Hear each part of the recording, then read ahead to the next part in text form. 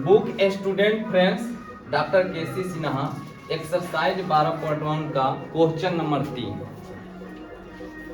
यहाँ पे देखेंगे कि एक पेंडुलम 60 डिग्री के कोण पर दोलन करता है। तो पेंडुलम होता क्या है? एक घड़ी होती है पेंडुलम वाला, जो कि इस तरह से दोलन ऐसे से करता है। हाँ क्या? तो मान लो कि ये पेंडुलम इस सवाल के लिए, इस प्रश्न के लिए त्रिज्या कहलाएगी। पेंडुलम इस प्रश्न के लिए क्या कहलाएगा? त्रिज्या। जैसे मान लो कि एक बिंदु हो गया, कोई तो दिक्कत? यहाँ पे देखो ये एक बिंदु हो गया और इस बिंदु से ये एक पेंडुलम लटक गया। मान लो कि आप पेंडुलम जैसा बना दिए और ये पेंडुलम धीरे धीरे इधर जाएगा डोलते हुए, ऐसे ऐसे जाएगा, ऐसे डोलते हुए और फिर इधर डोलते हुए आएगा, ऐसे जाएगा। तो इसे हम मिला दिए और इसे मिला के तो क्या बन गया? त्रिज्यखंड बन गया। और इसे क्या बोलेंगे? चाप। कोई को दिक्कत? और इसे क्या बोलोगे? त्रिज्या। तो यही ना पेंडुलम था, इस तरह से लटका था। तो यानी कि हम इस प्रश्न के लिए पेंडुलम को क्या बोलेंगे? त्रिज्या। और जो दोलन करने की रास्ता थी ऐसे ऐसे, तो ये क्या कहलाएगा? चाप कहलाएगा। कोई को दिक्कत? तो प्रश्न में हमारा दिया क्या है? पेंडुलम 60 डिग्री के कोण पर दोलन कर रहा है। यहाँ जो था ये दोलन, जो ऐसे से कर रहा था दोलन, ये कितना डिग्री के कोण पर? 60 डिग्री। तो अगर हम बोले कि थीटा का मान 60 डिग्री दिया है तो कोई को दिक्कत है? यहाँ पे थीटा बताएगा था ना कि ये केंद्रीय कोण है और केंद्रीय कोण को थीटा से सूचित किया जाता है। तो यहाँ पे थीटा हो गया और इसका मान दिले है 60 डिग्री। और किसी को दिक्कत?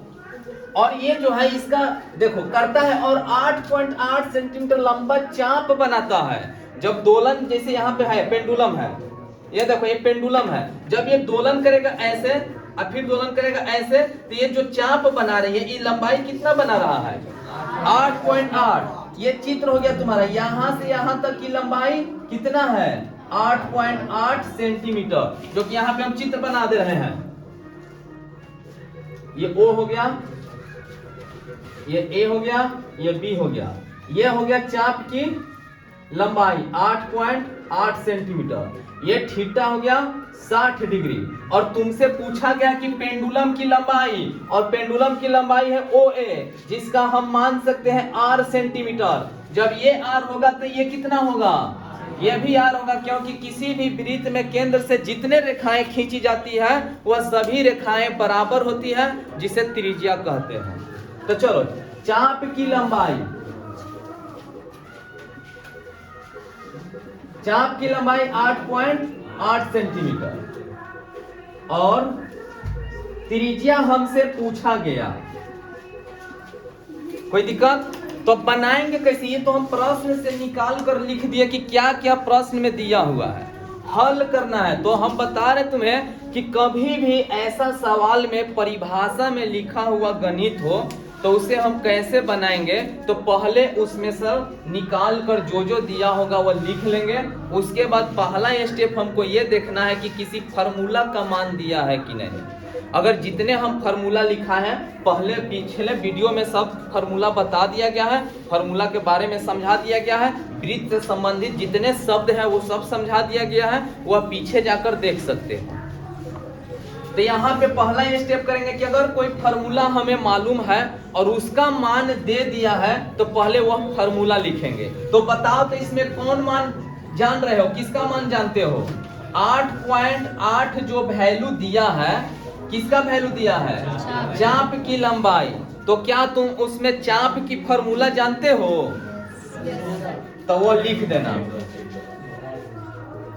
चाप की लंबाई क्या जानते हो? पाई R थीटा बटा 180 डिग्री, ये ना जानते हो? तो चलो 8.8 जो दिया है हम यहाँ भर सकते हैं। इसमें पूरे लाइन में जो जानते हो वो भरना। तो चाप की लंबाई में हम लोग क्या जानते हैं? 8.8 बराबर, इधर तुम जो जानते हो भरना। इधर किसका मान जानते हो? पाई का मान क्या होगा? 22/7। तो 7 नीचे आ जाएगा, जो कि पिछले सवाल में बताया है कि कैसे 7 नीचे आ गया। गुने R का मान नहीं पता है हमें, थीटा का मान 60 डिग्री। और ये जो हम गुणा लिख रहे हैं, ये तीनों जो लिखा है पाई आर थीटा, इन तीनों के बीच गुणा का संबंध को बताता है, इसलिए यहाँ पे हम गुणा का चिन्ह लिखे। और बट्टा में 180 था, जो बट्टा में 180 किए। ये 7 कहाँ से आया था? पाई का मान 22/7 होता है, जो 7 नीचे आ गया। अब हम इसे कैलकुलेशन करेंगे।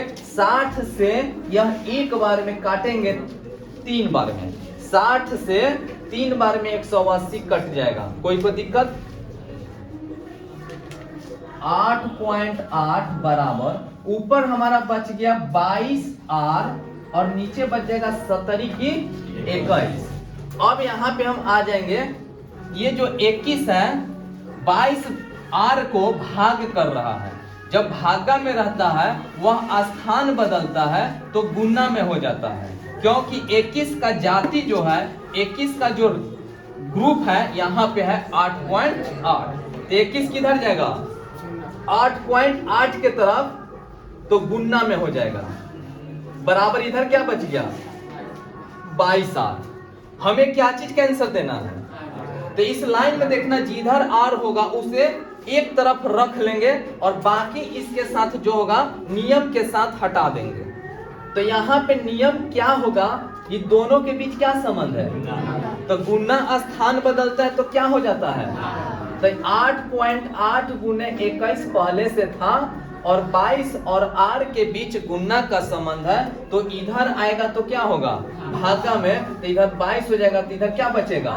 R बचेगा। तो यहाँ पे हम अब काटेंगे, 22 से 8.8 में काटेंगे तो कितना होगा? 0.4, 0.4।